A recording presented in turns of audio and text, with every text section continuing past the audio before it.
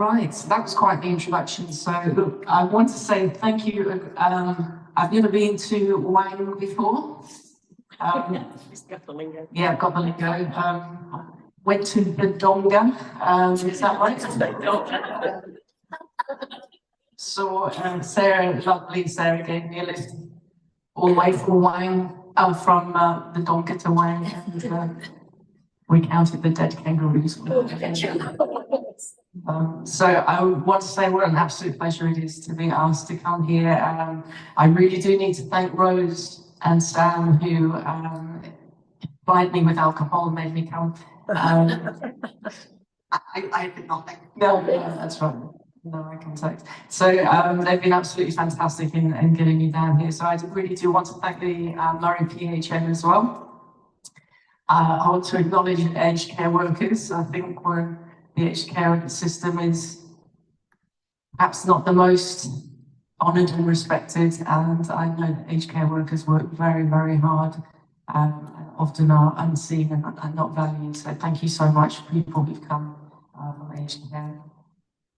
And really, I'd like to thank the audience for being here and online. And there is a whole audience out there who couldn't actually physically be here but join us online. And just thank you everyone for coming. And I did want to echo that if we might be talking about some difficult things, and so if people feel that they are stressed or are feeling triggered by things, then please feel free to look after yourself. But any wailing and screaming, you'll be asked to leave. So, thank you to the Consortium for inviting me here, and where's my sticky clicker? So, yes, thank you very much. Let's start. So, communication in end of life. So this is what I'm going to talk about today, and I'm really happy to take questions as we go through. Please feel free to ask questions, and also online as well. Sarah's monitoring that. If there are questions that you have, or you need clarification or something, please stop and interrupt me. Nothing delights me more than someone asking me a question that I struggle to answer, because it makes me think. So please feel free to ask questions. So we're going to talk about what is communication in end-of-life care, why is it difficult, and what's the evidence. Then we're going to talk about some of the skills. Now, I don't expect everyone to learn the skills, and if you're in the earlier session, a lot of this is a repeat, but we're moving on to scenarios at the end of this, which I think will try and cement some of the things that we're talking about. So, some of the skills that we're talking about, I don't expect everyone to leave here being a communication expert. I think learning communication is a lifelong skill, and it's something I'm still learning. When I walk away from a challenging conversation, I still walk away thinking, did I get that right? Should I have done something else? Should I have said something else? And Stephen and I were talking about this last night. I'm always looking for that elusive golden phrase which will soothe everyone and everything. It doesn't exist. But what does exist is some skills that you can learn in communication. So if you're not a good communicator, I was not a good communicator when I started palliative care, but I was curious.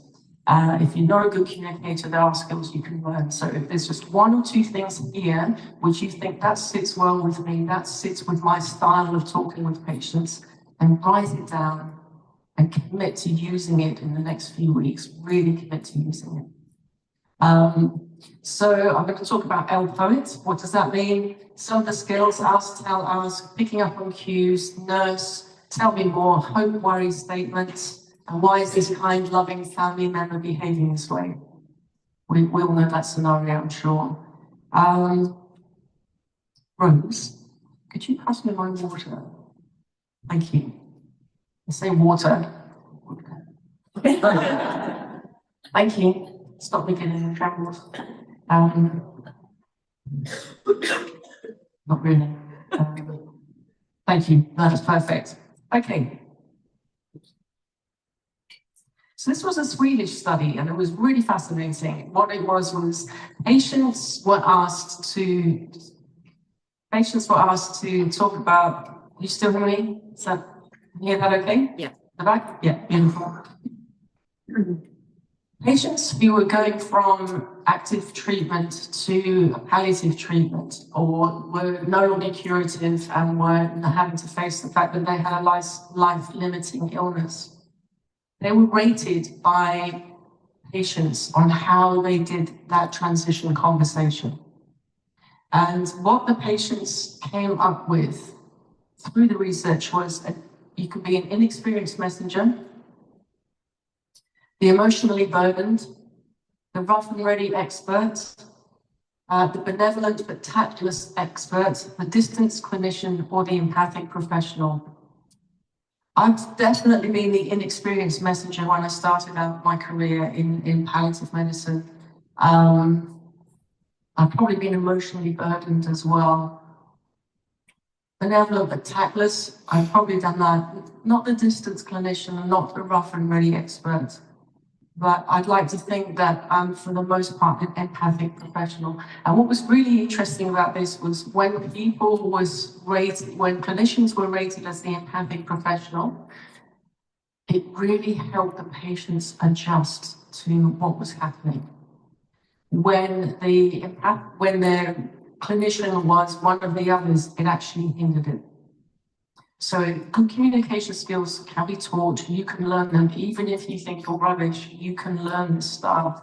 And you want to be the empathic professional is what you have in mind in your communication journey, because good communication improves patient outcomes. And the reason I'm talking about communication, and I'm so interested in it, is that I think everybody who works in the end-of-life space or the palliative care space, or where people are likely to be dying soon, you need to be prepared for that person to turn around and say, I'm scared, or I'm worried, or am I dying? You need to be able to respond to that. That's your responsibility. And as well as not all of you will be initiating these conversations, but you absolutely do need to know how to skillfully respond to what is just being human. So what is communication in palliative care? And I'm just going to go to that red arrow. This is what we think communication is in end-of-life care, palliative care, or aged care. We think it's about giving information. Us walking up to a conversation, giving information, that's our duty, and then walking away again. I think it's more sophisticated than that. It's about building a relationship, building a rapport. That may take many conversations, that might only be 10 minutes you've got with that person once. But building a relationship, exchanging information, I'll come back to this again and again and again. It's about exchanging information, receiving information first, before you give information. It's really important. You go from where the patient is. And sharing decision making. So what we've found is that, as I said, if you're an empathic professional and patients trust you and they believe in what you're saying and that they feel listened to, you're much more able to marry your agendas of what's good clinical care and what the patient sees as good medical care for themselves. So it's not this red arrow of one-way direction, it's receiving and giving information. So what stops us? And I think one of the things that really pulled me up when I first started in palliative medicine was I was just floored by how to interact with someone who was going to die soon. Because in our lives, if we come across hardship, our friends are going through hardship, you say, you know, you'll get through this, you'll get better, you know, you can do this. And you can't do that in end-of-life care because they're not going to get better. You know, if one of your friends is getting divorced and you can say, you will do this, you can get through this, you know, you'll come out the other side. Plus, I never liked him anyway. Yeah, that comes back to bite you, never say that. What I worry about is people losing hope. I'm really, really stressed about that. We'll come back to it. People becoming distressed, or people becoming depressed, or people not enjoying their time left. These were really things that really played on my mind. How do we talk with people who are in this situation in a meaningful, respectful way? So why we don't talk about dying? Lack of training in communication skills. So communication skills training is not compulsory in palliative care, which absolutely floors me. Because communication is, we've got one thing in Medaslan, we've got other things, you know, and communication is really where it's at. It's hard on us, this is all evidence-based. People say it's just hard to do, therefore I try and avoid it. We have difficulty with prognostication, so we don't do it. So prognostication meaning, you know, how long someone's got to live. And if we're not sure about that, therefore we might avoid the conversation completely. But we will generally have more of an idea of prognostication than the patient. And I think oncologists overestimate prognosis by 3 times. So if an oncologist says you've got 3 weeks to live, don't buy any green bananas, because it's going to be a lot less than that. I should explain, I do have a dark sense of humour. Oh, right, okay. Yeah, I generally am a kind person. It's not having a loss. Or the reasons we don't like talking about dying is really it's a taboo, isn't it? And you know, that's what we say in palliative care. You know, death, it's the last taboo, and we're so hell-bent on not making it a taboo anymore. But I think it's human nature not to talk about death and to avoid the subject. So we're up against it. And the perception that the patient or family don't want to, therefore we take our cues from them. That doesn't mean that's good. Unrealistic expectations by family members, and you're probably seeing this more and more over time. Different cultures and family cultures that, you know, are we treading on toes? Are we doing this wrong? Therefore, I'm going to avoid it. We're time poor, you know, everybody is time poor. And then our own stuff, our own sense. So for me, when I'm starting out, my own sense of helplessness and hopelessness, abandonment, sense of failing the patient or failing in your care, that those sorts of things, they can pull back from talking to patients in an honest way. Our own grief and loss and what that might be triggering. So the evidence is informed patients. So what does the evidence say? We have these worries, we might hold back. What does the evidence say? They don't lose hope. How extraordinary is that? It's a whole other conversation, but patients actually don't lose hope. They feel empowered. They tend to have less futile care. The carers in bereavement follow-up tend to have improved satisfaction, and they understood what was going on. And they tend to get an earlier referral to palliative care. The biggest risk for uninformed patients is futile care. It prevents patients preparing for death, so we do have to prepare for death. There are things to do, there are jobs to do, but there are also other things. There are other aspects to death and dying, which is not about medical care, you know, which is, you know, saying I love you, saying thank you, saying goodbye, forgiving, asking for forgiveness. And there's a rich, rich life when everything is crystallized in end-of-life care. And it stops the transformation of hope. If people don't know that they're going to die, or people don't know how serious their condition is, then it stops hope transforming from getting better to actually having a good day. And that's enough. Having a good day is enough. And it stops open communication. So I've been in the situation where I've had a patient say to me, don't tell my daughter that I'm dying, it will kill her. And then I've had the daughter say, don't tell mum she's dying, it will kill her. And, you know, if you could get people talking together and have open communication, people can grieve together. It's really, really difficult when families are insistent. And again, I'm happy to take questions. So if people want to raise anything, anytime, we've got a roving mic. If people are insistent that someone isn't told that they have, that they're going to die, it stops that family communicating. So I'll do my best to try and make sure that doesn't happen. There needs to be a very good reason why that shouldn't happen. Sometimes that's, again, I'm happy to talk for hours, really. The evidence is, so what does the evidence say? Most patients, most families want most information most of the time. That's great. That's what the evidence says. Most people want to know. About 10 to 20% of people don't want to know. And then you can say to them, are you someone who likes to know everything that's going on, or just the broad picture, or is it better for me to talk with your family? That gives them the opportunity to say, no, I don't want to talk about this, which is fine. That's fine if they don't want to. We don't have to. We're not there to force everyone to listen to what we have to say. But they will expect you to be an empathic professional. So they won't have those words in their head, but they will expect you to be able to deliver bad news in a kind way. And if you get it wrong, it can hinder the person. So L-Poet.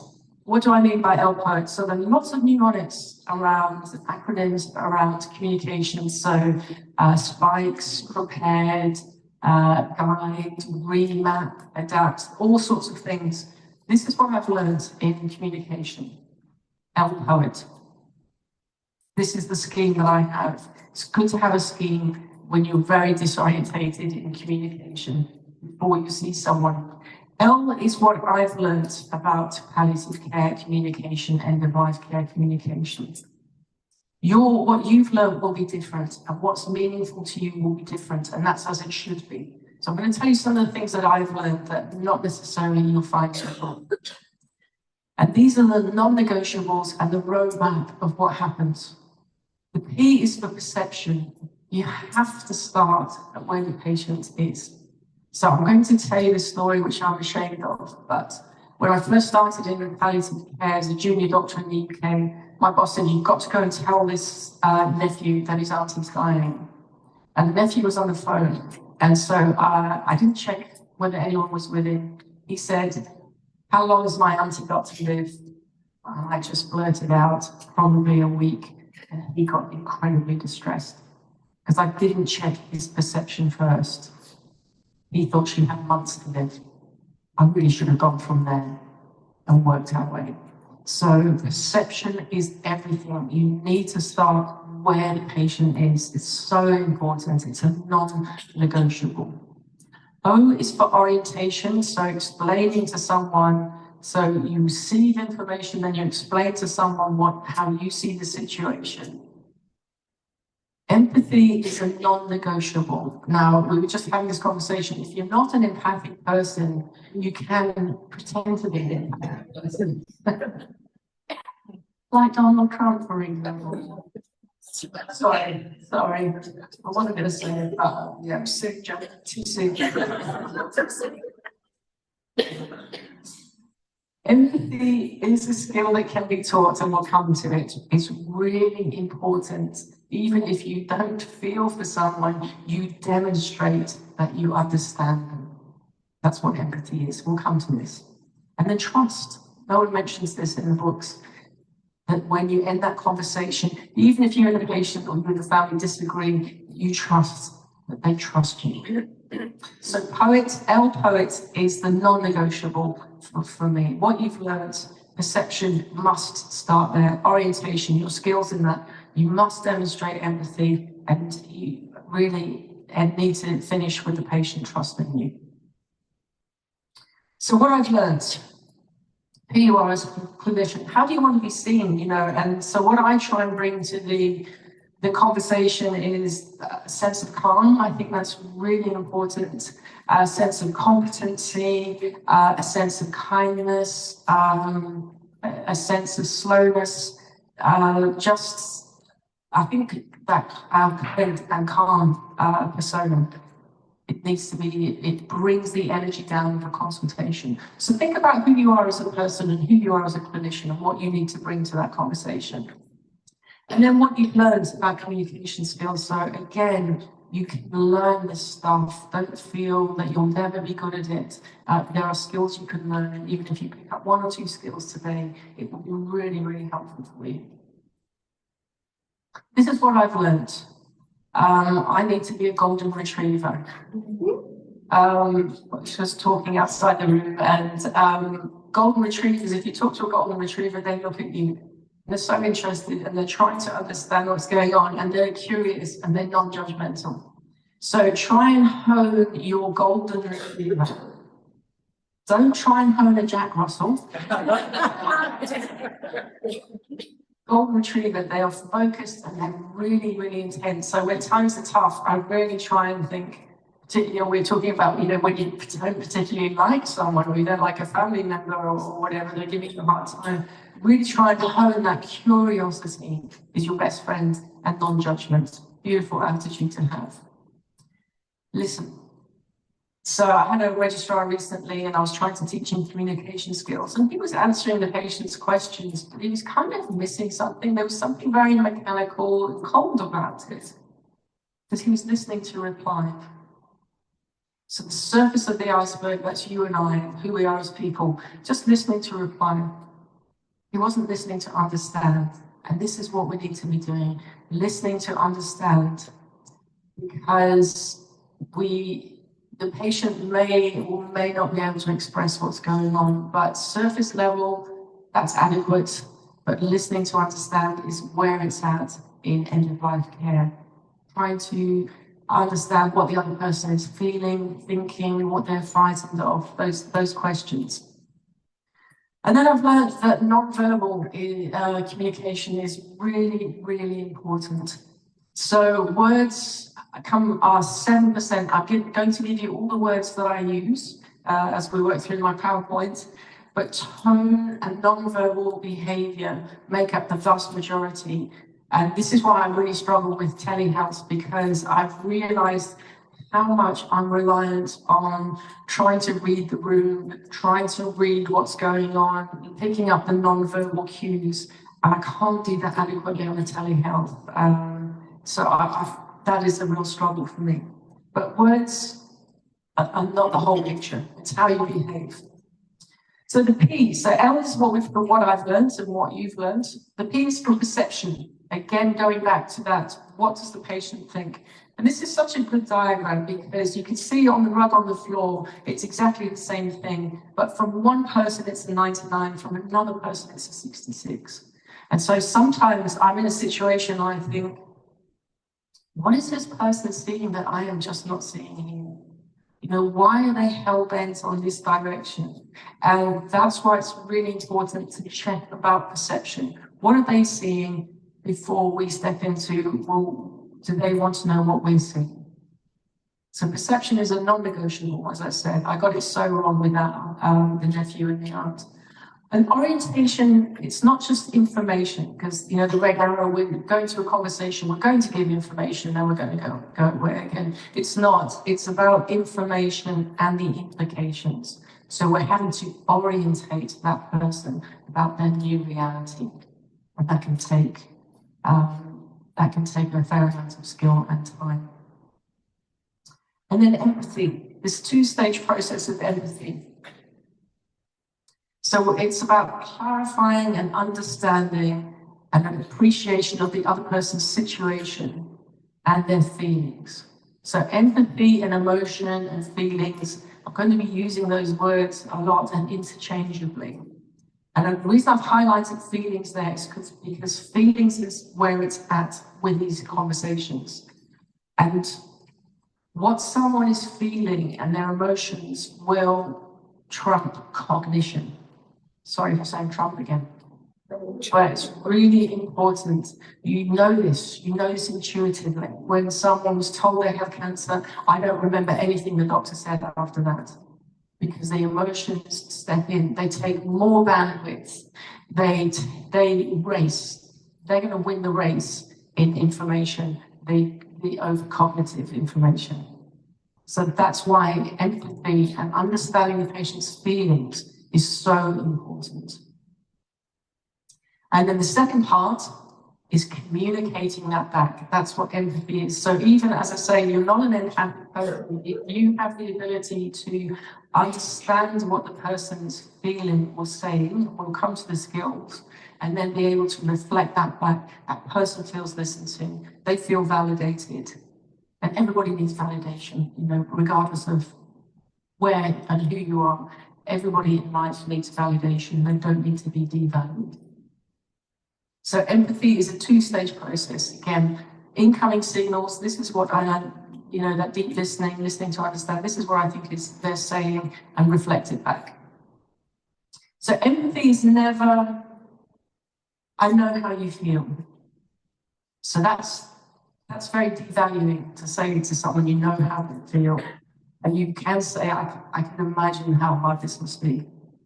And Brené Brown talks about this. There's a lovely little video on YouTube with Brené Brown talking about empathy. And it never includes a sentence that sounds like, at least. You know, I've had a miscarriage. Well, at least you can get pregnant. Anything that sounds like at least is going to chop the patient's legs from under them. And then the final thing is trust. And David Kuhl said there's three things that patients want from us. The truth, we know that, the evidence is there. They want time, so they want to know that you have time for them. Not just time, they want to know you have time for them. They want touch, which might be physical touch or it might be touched emotionally. And then I've added the fourth one, which is trust. Trust is really, really important. And I think, to say earlier, one of the things that the best definition of palliative care I know is that we are trying to create safe space for healing. Healing meaning to make whole. So people are scattered and in pieces, and we create the space for them to be safe, to reassemble themselves, to be safe to ask questions, to be safe to explore things with us. So trust is really, really important. And if you've breached the trust of the patient or the family, it's very, very hard to win it back. Okay, so we talked about Poet. Now the skills I've written in green, and then the words that I use are written in yellow. Apologies if you can't. That's not going to be helpful, is it? At least I didn't do red. On the bright side. So let's go through some of the skills. And just to orientate you to the morning, I'm going to do the PowerPoint, which isn't going to go on forever, don't worry. But then we're going to do some role play and some skills where we're going to demonstrate these. And as tables, you're going to have a little discussion about how you might approach something. So you're going to get an opportunity to practice this. So the first skill is ask, tell, ask. You might have come across this. This is the way we conduct ourselves in medicine, how we conduct ourselves in life. You ask a question, or you get asked a question, you give the response, and then you check that the response, they've understood the response. I actually put asks because there's a couple of things for the first ask, which is, if it's big news, do you want someone with you? I didn't do that with the nephew when on the phone call. I didn't check that someone was with him. Tell me what you've been told so far. So important. What do you understand? Because you can really put your foot in it. And the question is, do you understand what's going on? No. They're going to say yes. You're none the wiser. You need to get them to explain what they see and what they've been told. And then, would it be okay if I told you what I understand? So this is the beginning of the asks, but the most important one there is, what do you understand? Tell me what you've been told. So that's the asks. Then the tell. So again, these are often not loaded sentences, but it's just in general communication. The tell, giving a succinct summary, 6th grade level, sharing information slowly, give one piece of information at a time, and pause and allow for the sharing of bad news, particularly the patient has to, that I didn't hear anything after they said cancer, then they need to take that news in and process it. Less is more. I was at the bedside of a young person who was dying, in their early 20s, and the parents were there, and they just been diagnosed with a devastating cancer, and they were going to die in the next 24 hours. And the parents said, what about stem cell transplants? And the oncologist who's in the room, and he's a lovely, lovely oncologist, then gave a 10-minute discussion about stem cell treatment. And 10 minutes is a long, long time in someone's last day of their life. When it was just a non-starter, when it might have been better for him to say something like, tell me more about that, or I expect you're hoping for a miracle. Rather than spend 10 minutes talking about stem cells. So less is more, but we'll come back to that. And then a headline. What do I mean by headline? It's something you see at the front page of the newspaper. So that would be the danger. Still too soon. Still too soon. The news probably hasn't got to Queensland yet. Oh, I could be in trouble. The headline, what do you see in the top story of the newspaper? This is about sharing serious news. A warning shot. Can I speak very frankly? 100% people will say, please do. The cancer has spread and the chemotherapy is not working. So the piece of information and the implications for the patient. And I was a bit dubious about this because I'm more of a pull the band-aid off slowly kind of person, but ripping the band-aid off and having it start seems to be where the evidence says is what patients need. Let's stop talking. So I came across this recently. I had a patient who came to our palliative care ward. They were expected to, it's just a tidy up, get them home again, but they deteriorated very, very quickly on the first day. It was obvious that they were going to die and we had nothing we could do to change what was happening. And so the son and the mother, and they were from a different culture and different language. And so I had to try and explain what was happening, which was really, really difficult. And in the end, I said, look, can I just speak very frankly? Please do. It was translating for his mum. It was really awful. I said, I think your dad is going to die tonight. And he obviously went into shock because this is not what they were seeing. So it wasn't the whole perception thing. Sometimes you need to do the headline if it's really serious news and time is of the essence. Sometimes you need to do the headline if you're repeating yourself and you're not actually getting the message across. So you might not have to do headlines in your work, but you do need to understand the big picture of what's going on for patients and families. So I just drew up this little table and I was very proud of myself because I've never drawn a table before. So on the left side, we've got low stakes conversations, so normal clinical conversations. Ask, tell, ask. It's this back and forth, ask, tell, ask.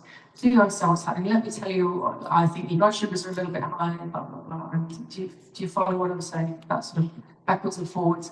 Potential challenges, ask, tell, ask, so things like advanced care planning, where people might be triggered by something. And then, that's a bit more of a serious conversation, but it's still ask, tell, ask. But a transition conversation, so someone's going from this to this, then that would be a headline situation. When someone is serious news or diagnosed with a serious illness, moving into aged care, referral to palliative care, someone with a stopping treatment or incurable disease, or with the case I had to do with the young man whose father was dying, just had to call it like it is. And by the way, he was so grateful because he had to call his brother to come and to do some ceremony. So it's back to most patients, most of the time, want most information. So the evidence is on our side. So that's when sometimes you might have to use a headline. So ask, tell, ask, the tell. So just some things here to think about. Bad news is bad news. You cannot change it. Your communication skills cannot make bad news good news. So just abandon that thought. Bad news is bad news. Good communication is never harmful. So even if it's bad news, but you do it skillfully, we've seen that can help the patient. Yes, they'll be devastated. Yes, we can't avoid that. But if you do this with skill and you're the competent, empathic professional, you can help that process. And just something that I've been pondering more recently is good communication may actually be the only tool you have left to influence that patient's quality of life or what's going on in that moment. So bad news cannot be, I was going to say tarted up. Am I allowed to say that? Yes. Okay, you cannot tart up bad news and make it good news.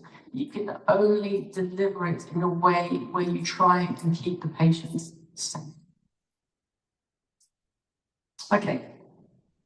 And then the ask. So the ask, tell, ask. This is really big news. What questions do you have? Not do you have any questions? You know, I'm sure you've got questions. Tell me what questions you have.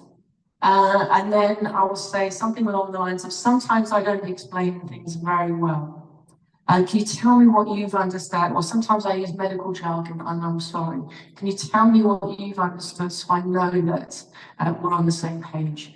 It's face saving for the patient, and it also helps you know that your message has gone across. You've understood what they've said, and they've understood what you've said, rather. So picking up on cues, this is where the non-verbal comes in. So again, that iceberg, that surface conversation, rather than the deeper thing that's going on. And there's often, this is where our spidey feels. You know, there's something going on here. I'm not quite sure what it is. And it needs that deeper understanding of what's happening for the patient. So it's really when verbal and non-verbal and tone don't match up, like, you know, how are you going here? I'm fine.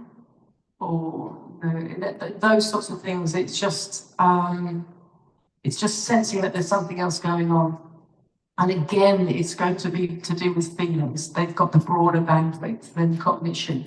So if we notice cues, we can elicit patients' concerns more readily and more early in the conversation. It facilitates empathy. Absolutely it does. You recognize the emotion, you reflecting it back to them. That's empathy. Even if you're not an empathic person, the person is listened to and understood. And the patient feels listened to, and the consultation will be shorter. And I hate saying this bit, but you know, and more efficient, because it feels so sort of cold, but it is more efficient because the patient feels listened to. Everybody needs validation. So the third set of communication skills, this is really, really helpful stuff, is nurse, the mnemonic nurse. And this is about responding to emotions, and not in this order. Naming, understanding, respect, support, and explore. So, as I say, not in that order, and we'll go through them. And it's about just demonstrating empathy. So, naming. I can see this is a huge shock for you. Like that gentleman I had to talk to, I can see you're really shocked. It leads on to the next part of the conversation. That you're understanding what's going on. I can imagine how scary this must be. This must be so tiring for you. You know, just that naming what's going on for the person is a really strong empathic response. Understanding, it's been a really big week, hasn't it? There's a lot going on, isn't there? I say that a lot. You know, if I'm meeting someone for the first time, it might even be the first thing I say. There's a lot going on here, isn't there? Understanding the human condition that they are in. One day it will be me. You know, there's a lot going on, isn't there? Or your mum means the world to you, doesn't she? You know, get to the crux of it. Understanding. Respect, you know, never miss the opportunity to pay a compliment or be encouraging to patients and families. So you've done a great job looking after your mum. I'm doing this a lot. I really admire the way you've handled this. And it sounds like I'm using these skills just to get through the day. I'm not, I genuinely mean it. It's genuine concern for the welfare of the other. And our team will support you so you don't have to do this alone. Sorry, a bit sensitive on the sticky clicker, yeah. So praise, you know, and encouragement. I think our role is to be encouraging. You know, I try, if I see something, someone do something well, like a colleague, you know, I will praise them, I will give them encouragement. And that's what we're supposed to be doing with patients, not colluding with lies, but we can be certainly encouraging. Support. We'll do everything we can to support you through this because abandonment might be an issue. And our team will support you. You won't have to do this alone. Or, you know, if you're inpatient, when you go home, we'll be able to, our team's there to support you when you're at home. Or, you know, if you're in an aged care facility, then we're here to look after you to the end. We're here to care for you. And explore, and it's probably explore is what I go to first, because I'm trying to understand what's going on. And if someone's stuck or if you're stuck, what's been the hardest thing about this? Probably what needs to be up there as well, what are you most worried about?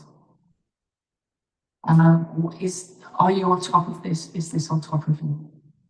So exploring, and as I say, you don't do nurse in order, you pick one and use that. And then tell me more, back to our lovely golden retriever. Tell me more, have that inquisitive curiosity, that non-judgmental, please try and help me understand what you're saying to me. That's an explore statement. So tell me more is a really, really helpful tool to have in your armamentarium of trying to understand more of what the patient's going on, not being sort of premature in your reassurance, not being premature in your assumptions of what's going on. Tell me more. Also, if you genuinely don't understand, tell me more. It's just a very, very useful phrase to have because you're learning about what that person's experiencing. So get your little golden retriever, not your Jack Russell. Okay, and then hope worry statements, number 5. I hope you're right when I'm worried. This is in situations where there's a difference of opinion, when someone is, well, I'm going to beat this doctor, I'm going to be cured, or I don't have dementia. You know, where there's might be a little bit of contention. And often I will just say, look, I hope you're right. When I'm worried, often I'll just say, look, I'm really worried. And stop. And my tone and my body language will carry that because I am really worried. And the patient is often very worried as well, trying to put a brave face on. I think we're in a different place now. It's very useful if people are stuck. And we hope for the best and plan for the rest. This is the work of Professor Ciencial, who's a Canadian researcher. And he does a fantastic podcast called The Waiting Room Revolution. The first 7 episodes, I strongly encourage you to listen to the podcast, which is about how we have one foot in hope and one foot in reality, but you need to keep that foot in hope to be able to carry on. But it's just very interesting listening. And why is this kind, loving family member behaving this way? So we're just talking about this in the GP session. That I call them B52s.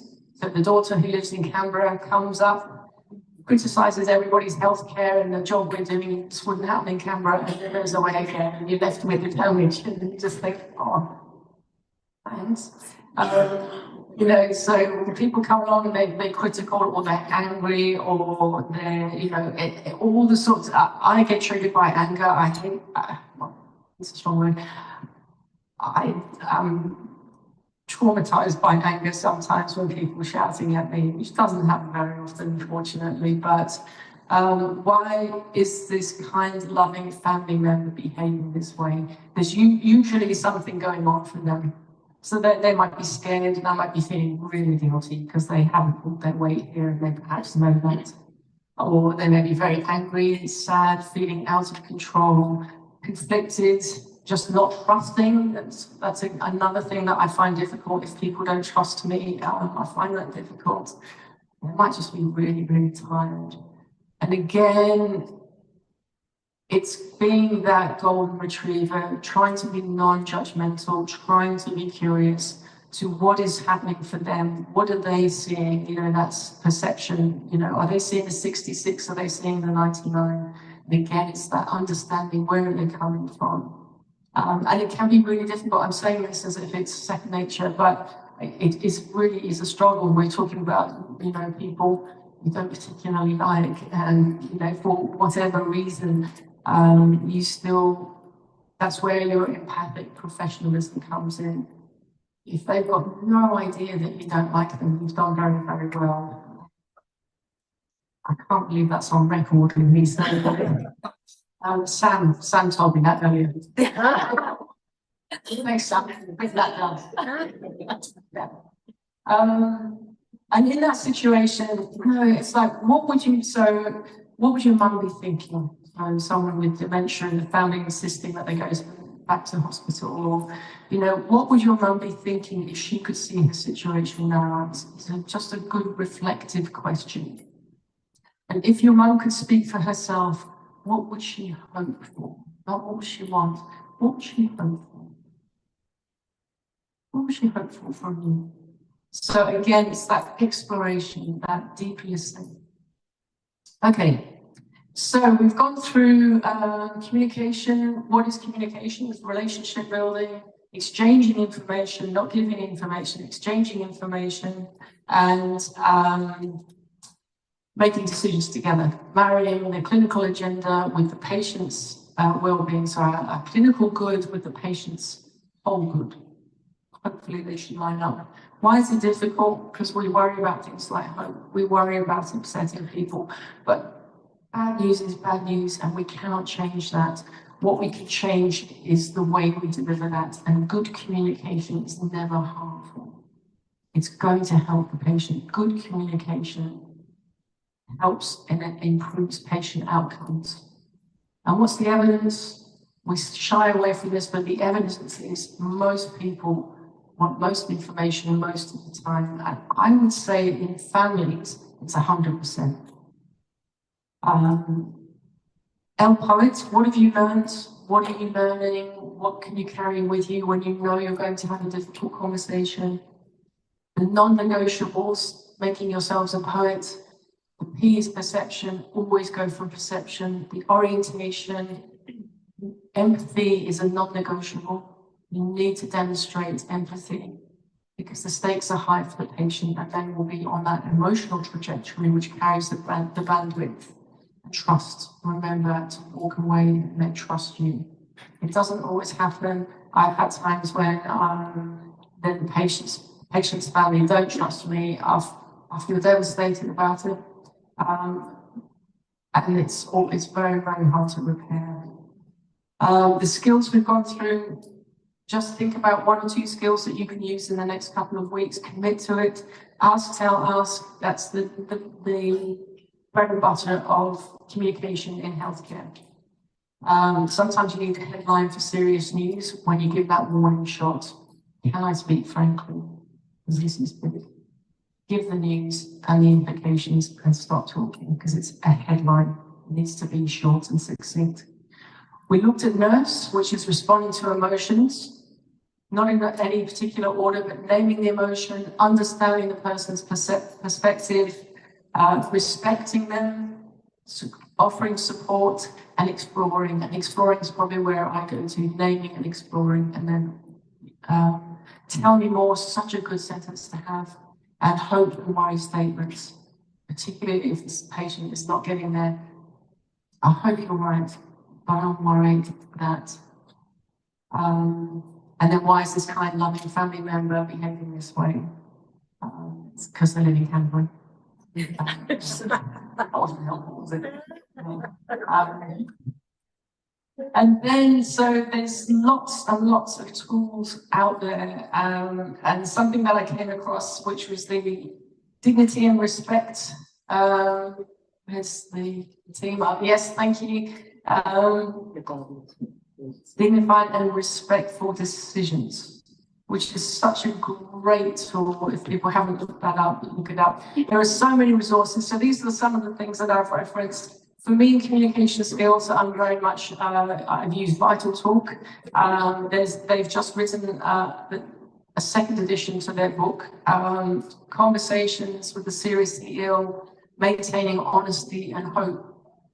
So perfect, because hope is such a big issue with serious conversations. Care Search is really helpful, Palliative, and then Pepper, if you, Pepper at the back there, hey. They're very helpful. They are very helpful already. It's great.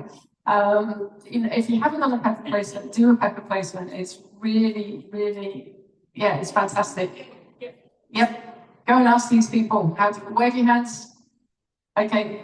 Pepper placements where you go to a service and see what they do and learn what they do. We have so many Pepper placements on the Gold Coast where I work with, nurses, OTs, allied health, social workers, lots of GPs come. They just learn a little bit about the service, but and everything's about relationships, isn't it? If you know someone, you know them personally, you've met them, it's so much easier to do referrals or ring up and say, I don't know what to do. What do you suggest? So Pepper placement, definitely. And there are lots and lots of resources out there. So get busy on the internet and learn some new things. I'm always learning. I've learned stuff, even now. Yep. And Pepper can come to you as well. Yes. Yes. Sorry, I just additionally, so you go to spend time with palliative care service, but Pepper can come to you. Ask the guys at the back how to put in an application form. Expressions of interests are great, but what they want is an application form.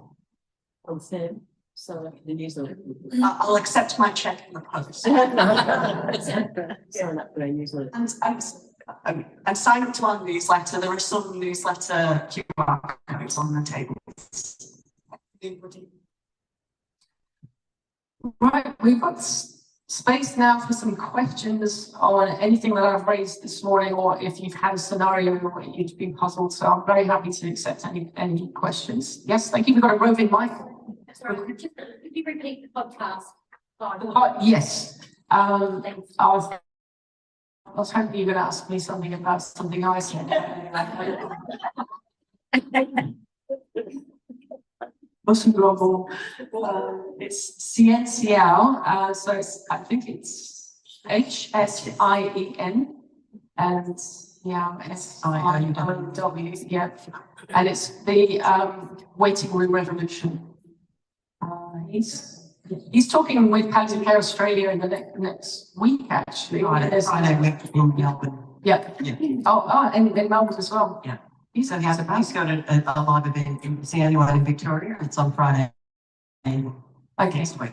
Okay, great. So yeah, and it's nice and high and we'll come to you. Yeah.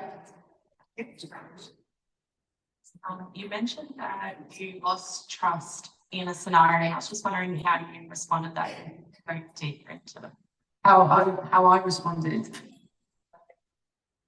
It was a really difficult situation. So we had patients who came in on a Friday and I was on call. So I saw him on Saturday and Sunday, and his calcium level was high. He was feeling rubbish. He had a mouthful of thrush. So we treated his calcium, rehydrated him, treated his thrush, got him up and walking around. He was in his 80s with his very aged wife. And his care was kind of exemplary. We got physio and OT to review him. They'd already seen him. He was safe to go home, but I wasn't planning on sending him home.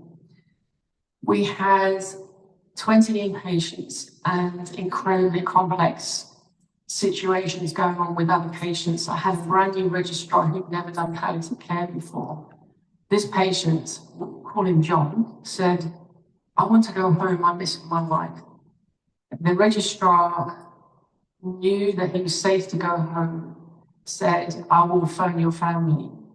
And he said, don't worry, I'll do it. And I'll get my friend to pick me up. So a more experienced registrar would say, look, that's fine, but I think we need to talk to your family and just explain, because we weren't planning on sending you home today. Anyway, and I didn't know about this, the family then got really angry because they felt he was being discharged without full support, and that they weren't included in the conversation. And they had every right to be angry about that. He had capacity. He made the decision. The registrar took it on face value, had just come out of ED, where you're trying to get people out of hospital left, right, and centre. So it was a bit of a recipe for disaster, but I couldn't throw the registrar under the bus. So I copped it, and I got this is going to the health minister, and I thought, it was horrible. The intern was in tears. He'd done a fantastic job. They were just very, very angry and abusive. And I could not for the life of me calm down. And so I totally lost trust. And then we'll never bring him to this hospital again. So communication, there's another line for you. Good communication stops you getting sued. Yes, Sam taught me that as well, wearing such a that's what I would give. So it's really, the right thing would have been to talk to the family, never discharge someone, but a new registrar, busy ward. He was the wellest patient, and he missed his wife, and his wife missed him, and I spoke to the wife, and I spoke to him. He went home, and he next day said, I'm so glad you let me go home. His wife was so glad. So all the right things were there, but the communication was not what they wanted. And that's where it fell down. And I couldn't salvage it. Pardon? You couldn't salvage it. I couldn't. I was humble. I apologized. I said, yes, I understand, and someone with sound mind made a decision. You can't be overbearing. It was safe to go home, but that communication didn't happen. And it still eats at me a little bit, because I want everything to be perfect, and that's why you work in things like aged care and palliative care, because you want everything to be perfect all the time. And guess what? I think I just got a comment there. I think you're selling yourself a bit short there. I think you might not have been able to make it better, but you probably didn't want to stop it from getting worse. I hope so. I hope so. He was really, really happy, and he got great care. He got great care. But that's the thing. And trust. If they know they've made a decision, they'll never come back. We hear all the time. Someone made a snarky remark to a patient, I'll never go back to that hospital. They write off the whole hospital because the ward clerk said something that was misinterpreted. But trust, and it's something that's just come to me later in my career. If you lose trust, you lose so much. It's very hard to pull back, but it's part of communication. It's part of what we do. Does that help you? Now I blame myself really bad.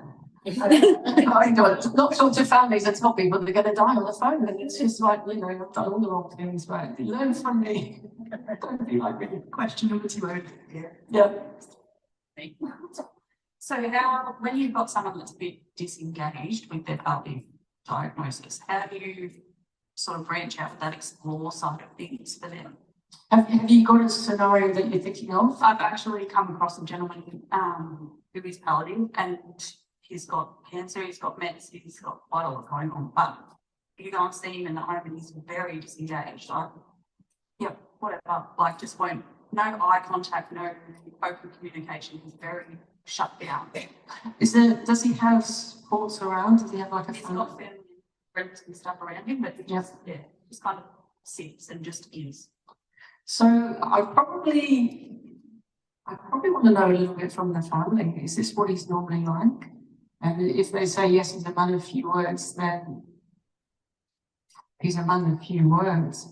I would like to have a conversation with him about what he thinks is, like, come along and see Fred, and I'm just checking in and making sure everything's okay. I'm guessing that you don't really like talking about this stuff, and see what comes of that. And he'll probably say, no, I don't. But you've made the offer there, and as long as he's not in denial, and I suggest he's not in denial because he knows what's going on, he just doesn't want to talk about it, or he's not able to talk about it, which then makes it stressful for the family because they might not know what's going on. So I'll definitely be having a conversation with the family separate from him to find out if they know what's going on and whether they've got anything that they're worried about. Because denial is very, very rare. And it's such a good protective mechanism. And I always think, if dismantle denial at your peril. And now I'm going off on a bit of a tangent. And there's a difference between denial and not being able to talk about it, which is most people. The denial people are the ones who are booking their holiday for next year and they're going jet skiing and all the rest of it.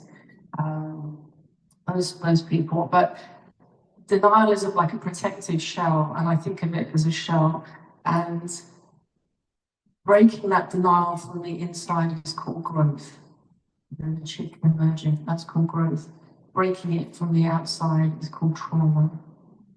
So if someone is resolute and they don't want to talk about it, I'll leave them. I'll give them the opportunity to talk about it. And if they don't take that up, that's fine. As long as no one else is being harmed in that, which is potentially a family who's not able to talk to him, or a family who's not able to prepare anything because he won't talk about it. Does that help? Thank you.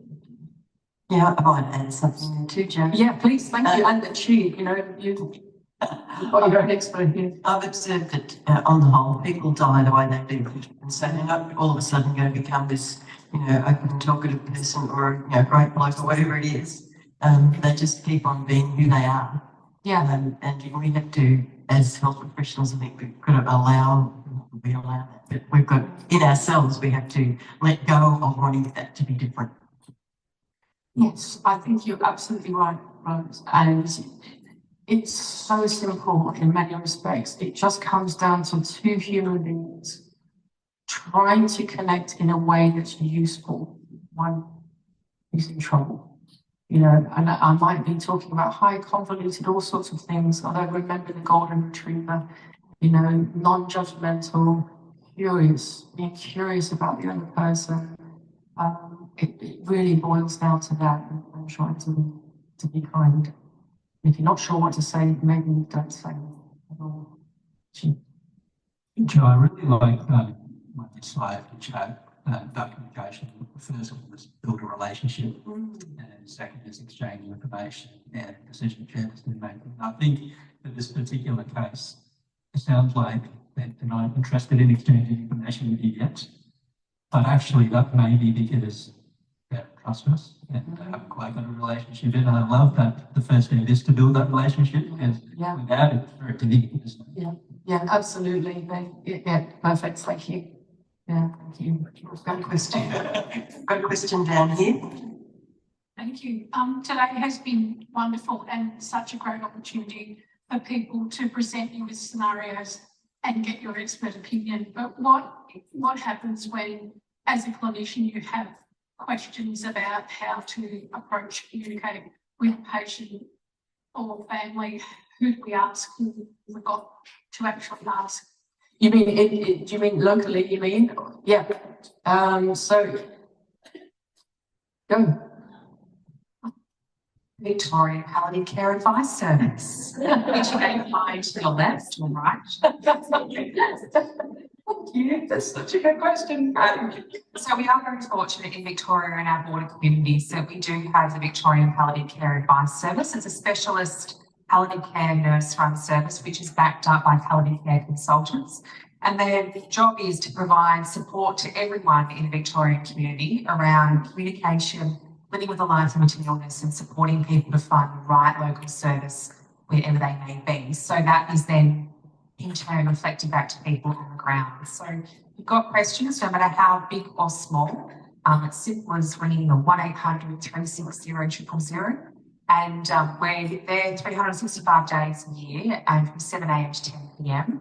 And it's just a really good touch point if you've got any questions about how to navigate these often challenging situations. They are often challenging. And they don't say, please call them.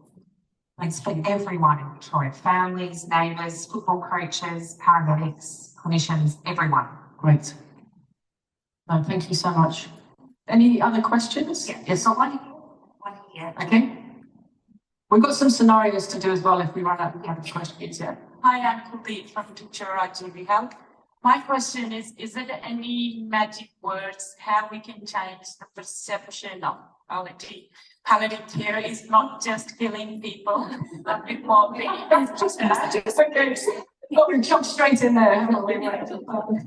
Especially because I'm from diverse culture, and especially from my community, when I try to explain to people when someone is palliative, that not mean it's going to the person is going to die next week or tomorrow.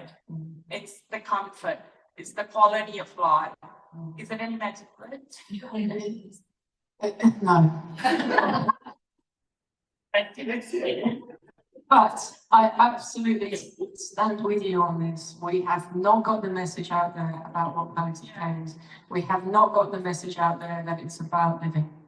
You know, and it's about, yes, it's about preparation for death, but it's not the last few days of life, which is what people expect it to be.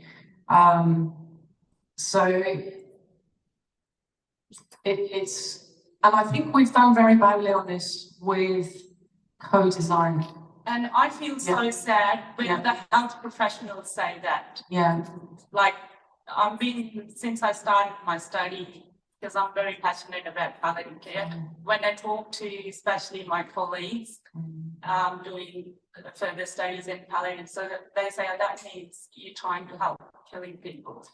Yeah, that doesn't always come up first, but it is implicated sometimes. So, and that really upsets me because I really want it very, very clear that palliative care neither hastens nor postpones death. Sometimes we do postpone death, but does not hasten someone's demise. And that principle, I thought, might become more clear with voluntary assisted dying as two separate entities. And I know it's been a big struggle in Victoria. It's come up recently in Queensland, and we've made it very clear that palliative care and voluntary assisted dying are two very separate things. They're not one and the same. But getting the message out about palliative care has been very difficult because we are death denying, and that's not a recent thing, that's from the word go. So it's very difficult to engage people in this conversation, and it's been difficult even now. So you know, just people not really understanding what palliative care is. And so if someone said that to me, I'd say, you know, what is your understanding of palliative care? Doing my best to repress my Jack Russell and emerge as my golden retriever. When someone says, you kill people, I'd say, yeah, tell me about that, you know, because there is the misconception about that in society, as well as in the health field. And it's something we have to pay attention to and work through. But it's not killing people. It's allowing people to die with dignity and respect. Is probably the words I would use. Joe, Just I've got Tiffany here from PCV. Hello, Tiffany. Hello, Jo. Thank you so much for that question. Palliative Care Victoria have actually done a lot of work in this space. Victoria, as most of you would very well be aware, is a fantastically diverse community. And because of that, we've actually put quite a lot of effort into working with different community groups to develop resources that talk to palliative care and help people understand those differences between assumptions and what we actually practice. Recently, for Seniors Month, we actually had a session on multicultural communities and aged care with palliative care. And we spoke to some of those misconceptions and how they can navigate it in different conversations.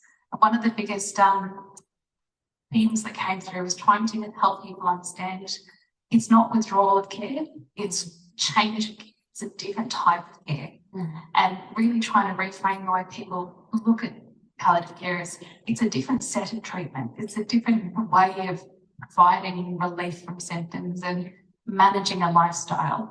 It's not as medical, but it's still active treatment in its own way. It may not be curative, but it's still care.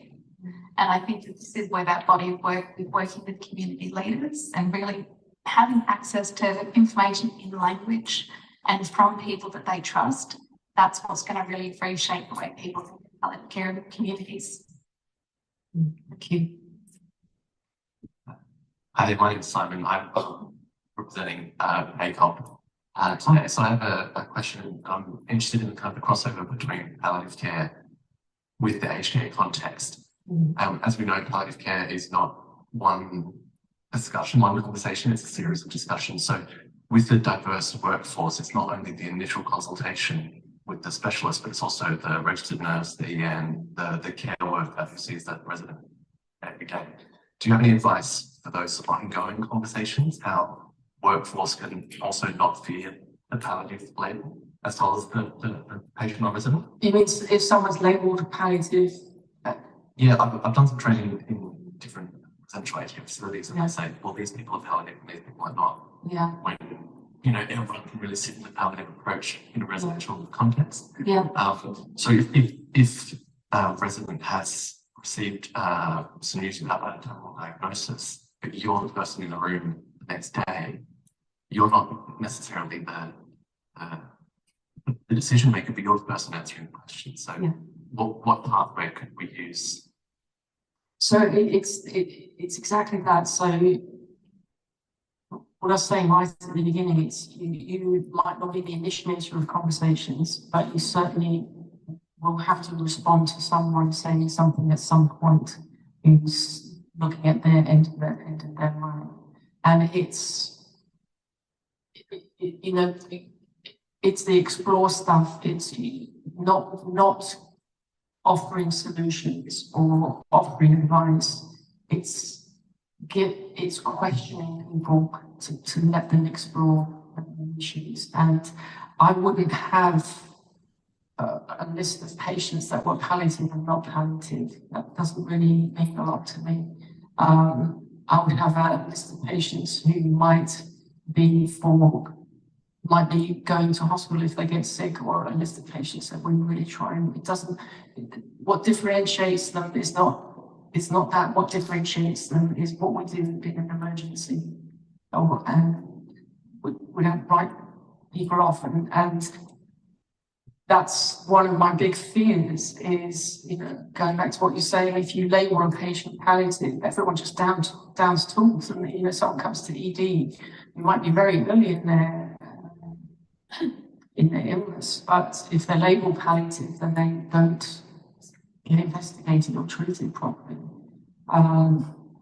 So I think not having the differentiation is probably helpful, and just treating people or being a normal, reflective person if someone's going, exploring these issues. Am I answering your question or? Yeah, no, definitely. I think it's quite hard if you're not the doctor prescribing or having that initial conversation.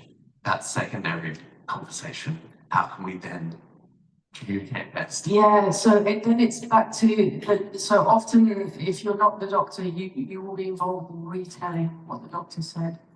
So do you remember what the doctor said? You know, it's back to that perception. What I understood the doctor to say is, I'm actually embarking on a, got a grant to teach communication skills like this with allied health and nursing, because doctors can do this. It's very expensive, so we're doing it for free as a trial, and and the conversations might be slightly different if you're not the doctor or you're not the person giving bad news.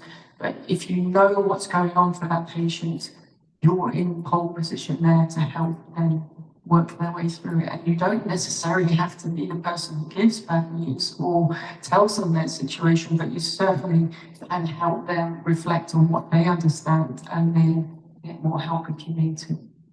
And I very much rely on my colleagues, my non-doctor colleagues, to continue the conversation or to tell me the conversation that they've had. It's like, right, okay, I need to step up here and I need to do something. So it's very much working with your colleagues we're all sharing this, we all have the responsibility to lean into that conversation, even if we're caught off guard, and default to tell me more. Okay, default to exploration rather than premature reassurance. Joe, I've got Fiona here from Pepper. It's Fiona McLeod from Pepper Aged Care, and I've got Kerry Cunningham from Pepper Victoria. Firstly, Pepper Victoria are running a workshop on comm skills. They practice skills, they have scenarios run for 4 hours. That's free. They can come to you as well. We go into aged care, or I do, and predominantly the highest need that they all identify wherever we go across Australia is communication skills. And we do a session on communication, but it's only like an hour. But the highest, if you look at the workforce itself, the personal care attendant is the one that's doing a lot of the hands-on care. The nurse might have a conversation, but how does the PCA respond? And so we talk about acknowledgement, just acknowledging they've got a concern, and then, perhaps get someone else to talk to you if I don't feel comfortable. But often I find also the facilities themselves might actually block the PCA, or they feel they're blocked from having a conversation. So it's not acknowledged. So we really need to work on that. We do. The reason I was the team, the whole team, could be the person who works in the laundry to put in the clothes away. In aged care, they'll open up to someone who spends time with them, who has a rapport. It may not be the nurse, it could be the doctor. The reason I was looking at my wrist then is because we've got a scenario we can play out that's exactly that. Because, and my hope with this communication skills stuff I'm teaching is that we do it for receptionists, we do it for the cleaners, we do it for the wardsmen, because they're the ones who will get this. They're the ones who will get the patient saying, I'm worried that I don't understand what the doctor said, or the doctor told me this, or whatever. It's not that. That's protected, but it's everyone else and not quite knowing their role in that, but how to respond. So yeah, that's fantastic that you're doing that. We could do the scenario unless there's any other questions. There's one more question. No, I did have a question, and Pippa have just touched on it. It's I'm from St Catherine's, so we're an aged care facility, and it was just really what I was wanting to talk about was that personal carers and the role of personal carers, domestic staff, laundry staff. The relationship or trust will often be developed with one of those people before it will be developed with a more senior person in the facility. So the need for that education on that base level communication and empathy or empathetic communication with people is just highlights how important it is. Yeah. So really glad to hear that you'll do the education. That's fantastic. Yeah, it is, because it's back to that communication thing. We think it's the red hour, it's getting information. It's not. It's just really understanding and being able to reflect if you're able to. Should we Yeah, if you've got any further itching questions, we do have a Q&A session at the end of the day. So pop them on your paper and we'll try and get round to it. If we don't get to any questions by the end of the day, put it through the system or let us know, and Rose and I will get around to it for you. So we want to leave it in the coming months, yeah. No, it's for Rose. I'm going to get questions every couple of weeks. Oh, yeah. Absolutely. Subscribing to Joe Doran. This is okay. Here's a scenario that reflects that exactly. Primrose is an 80-year-old lady, end-stage COPD, so she's got respiratory problems and a residential aged care. She's just walking to the bathrooms, causing a lot of physical and emotional distress. One day in the aged care facility, she says to the cleaning staff, and this is how it goes, isn't it? I don't want to live like this anymore. I want it to end.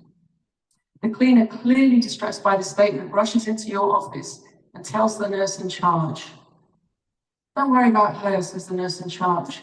Primrose says that every day. At least her daughter is coming in this afternoon. That would cheer her up. Thank you so much. There's an at least in there, which is a way of dismissing something. Okay.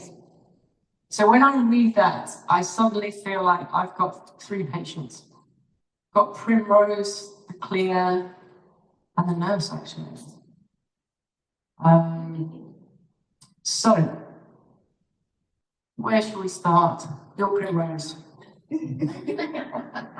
I might actually keep them. So, I'm going to be the narrator of the story. So, Primrose. So I'm going to come to you. No, sorry, this is not true. It's okay. I know it's just the title. That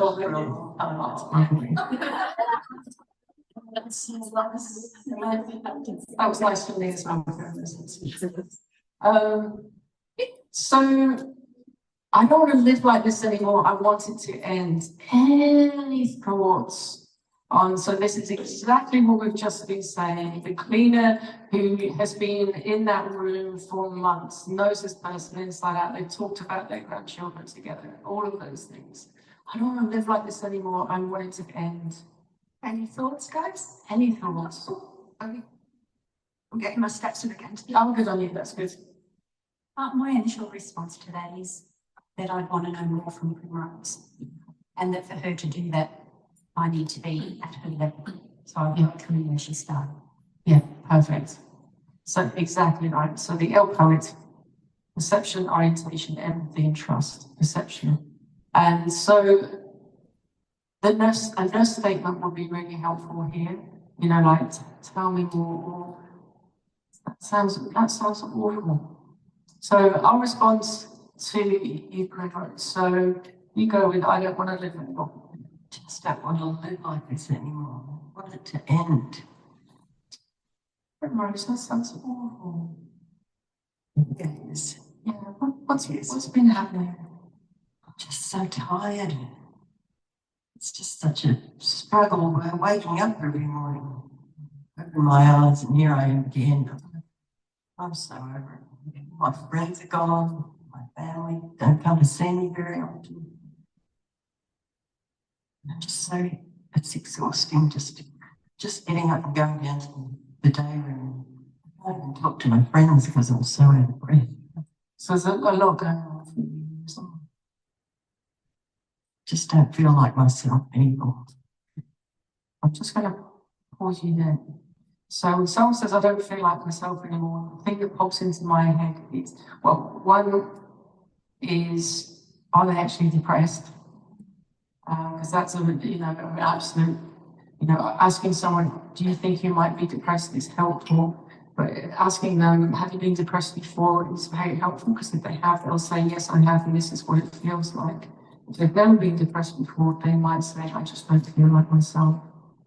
So with Primrose, I'm not trying to, she's doing a very good job of explaining, I'm not interrupting, I'm letting her talk, using silence, just to let her get out what she needs to get out before we explore a little bit more. And so not, oh, come on, Primrose, you can get down to the what would it be? The clown doctor.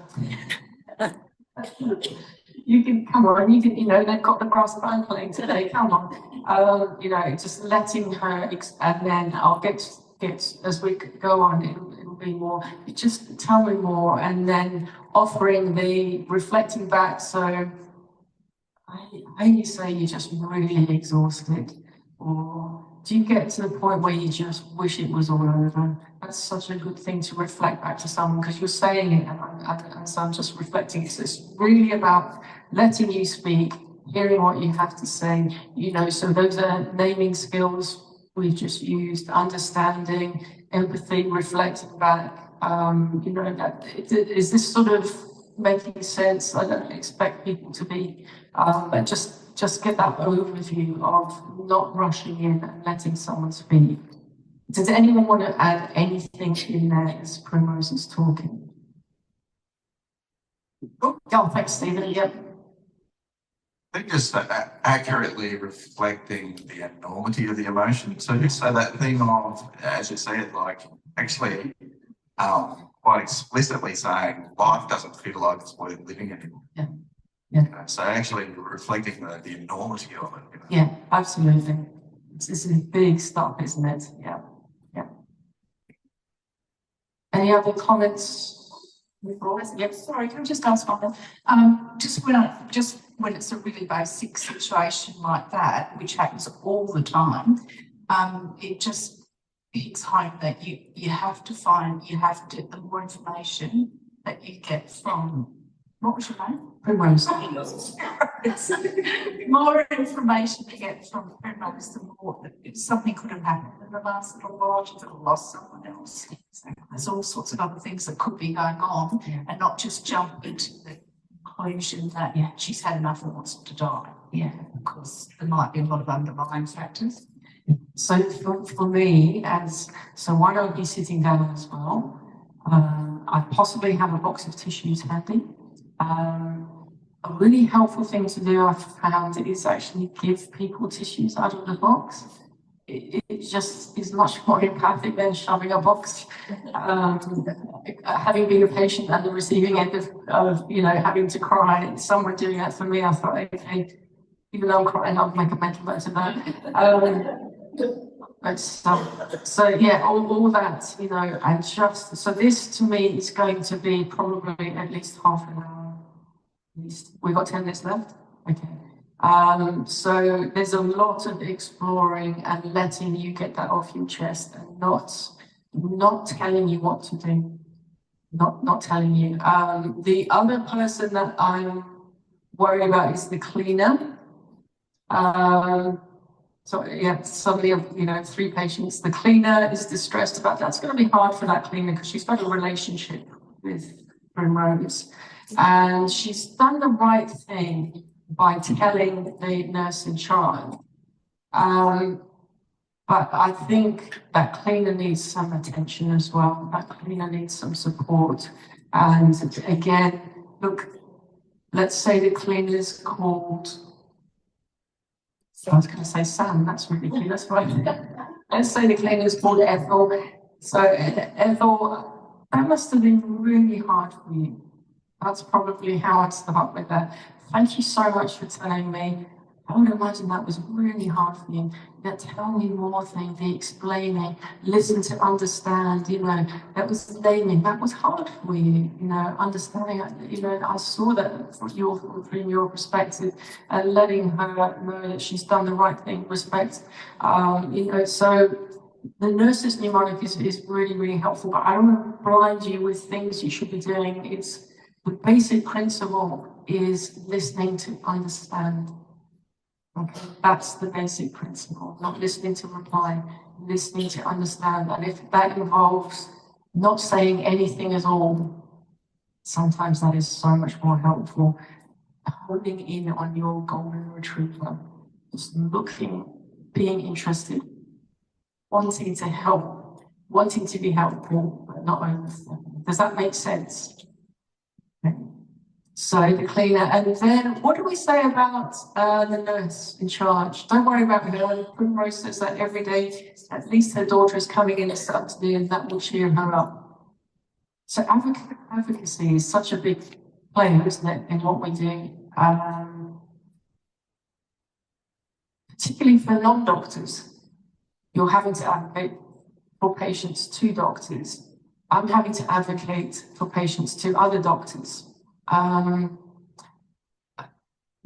But advocacy is so important in end-of-life care. If you're seeing something someone else isn't, you recall it and you'll be glad you did, because this is someone's life. So I wonder what's going on for that nurse. Is she, or is she just exhausted? Is she not really listening? Is she just really, really tired? Has she got accreditation coming? You know, she's being very dismissive. Well, what's her own stuff? You know, is she had a recent bereavement and she's just trying to brush it aside so she doesn't actually burst into tears herself. You know, there might be stuff going on for her. She might just not be paying attention. She might just feel very helpless as well. And I know that this is a big, I don't know whether Rose rather than as Primrose or Sam or anyone else has any comment, because I know that advocacy is a big part, she as well, in aged care particularly. I think we see it all the time, don't we? I think coming from somebody who's trying to escalate something that they're seeing, that they're really concerned about, and then you get it to the place you need it to go, and you feel like you need it to go, and the response you're getting back is not what you wanted, and then you have to be brave or feel like you have this braveness together to push back against that advocacy. But if you're a cleaner or an ECA, sometimes you don't always feel like you have the power to push back. Yeah, Sam, look, she's been here for 8 years. She's been here, and she complains like this most days. She's had this COPD for ages, and nothing changes. She just keeps on saying that she wants to die. We've heard it so many times, Sam. Yeah. Like, you know, and yeah. I am tired, and look, we are busy. We're so short-staffed. Now we go, we can't just sit here for half an hour and listen to her every day. How hard is it to no one else is complaining. yeah. Hands. Oh, good. So good. All right, I'll go. How are you on the Alison? That works. Check me down. So I'm gathering this is a very common occurrence. My response to the nurse, to the cleaner, if she's saying I haven't got time to listen to her every day for half an hour, is maybe if you did listen to her once for half an hour, you wouldn't have to listen every day. Yes. I'm a social worker, so, you know, I want to get on a bit of a systems rant. I mean, the cleaner needs to know that they have time to actually do exactly what you did that first time, that explore. They need to be the one to listen and say, tell me more. And then when that goes through, okay, and I go tell some stuff, and I flag this to your doctor because I'm worried about you. And that ends, but they also need to be here, I guess, to feel safe within their organisation. But if they're 10 minutes behind on their cleaning schedule, Yes. that's okay because they've actually done something new. They need to feel safe within our organisation. So it's not always about training our health and our cleaners to do their bit better. Actually, we need to allow that time within our systems. Yeah, absolutely. And management structures. So yeah, there's like the culture of the working environment. The culture is not there to allow them the time to spend.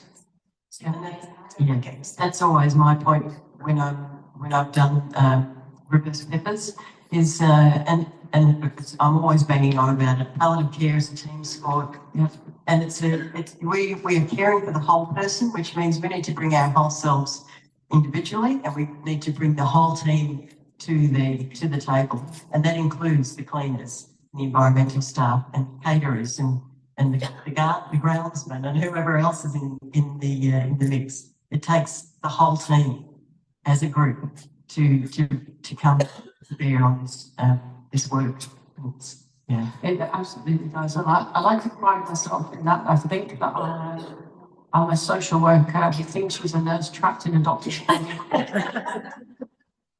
I was envious of social workers and nurses who get the really juicy conversations, real stuff. So, yes. Lovely comments. Yeah.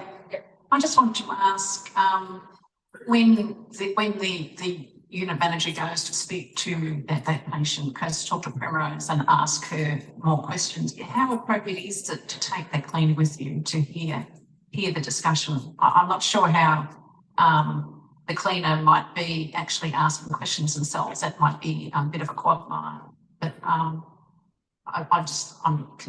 curious, as a non-clinician, how appropriate is it for them to be part of the conversation and to hear what's going on behind that statement? So going back to the working culture, the cultural, environment, it might be entirely appropriate if that's the culture of the working environment. Then it might be inappropriate.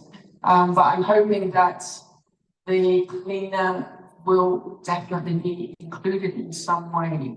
What do you think? Either as Primrose, what would Primrose like? Well, I see that cleaner every day when she comes in. She's Is she? yes, she is. Yeah, and I know that she's told me before she had an aunt who had COPD, or what I've got. Oh, okay. Yeah, and so she's formed a bit of a special bond with me. She likes to take care of me, keep an eye out for me. She obviously really cares for me. Yes, I've grown quite fond of her. Yeah, she's nice connection. beautiful. So maybe we do have Ethel then, because I don't know. That's such a good question. I don't know. Do we need to throw the whole cupboard door up in the air about how we do this and see how it all lands? Why not? It's a brave decision. Oh, God, excellent.